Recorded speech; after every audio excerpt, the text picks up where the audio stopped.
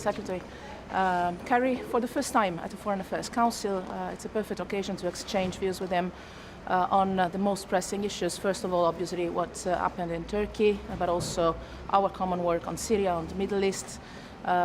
We will obviously discuss Turkey together with the foreign ministers at the beginning of the Council. We changed the agenda, as we have been the first ones to say that in that tragic night that the democratic and legitimate institutions needed to be protected.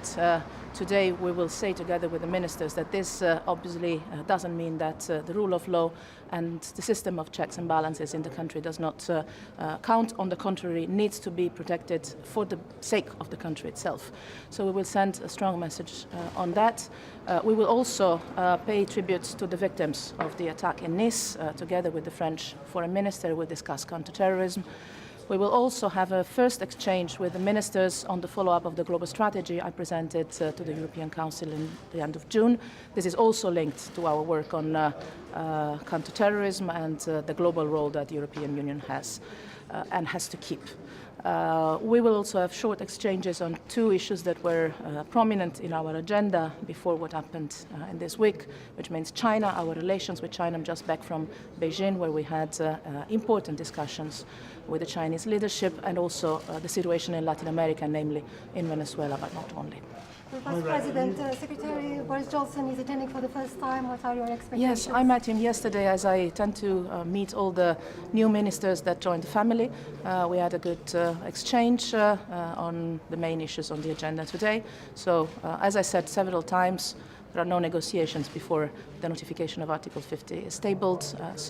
Until that negotiations come to an end, and they have not only started, but they have not even been requested so far. The UK is a full member of the European Union, so our common work on foreign security policy continues, and today we will welcome him as a new member of the family.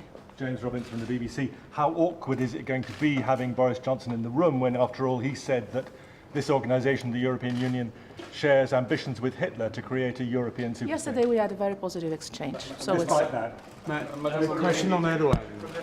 Hi, Red.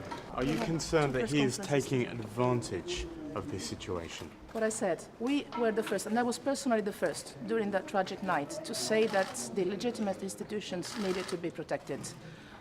We are the ones saying today rule of law has to be protected in the country. There is no excuse for any steps that takes the country away from that. Thank you.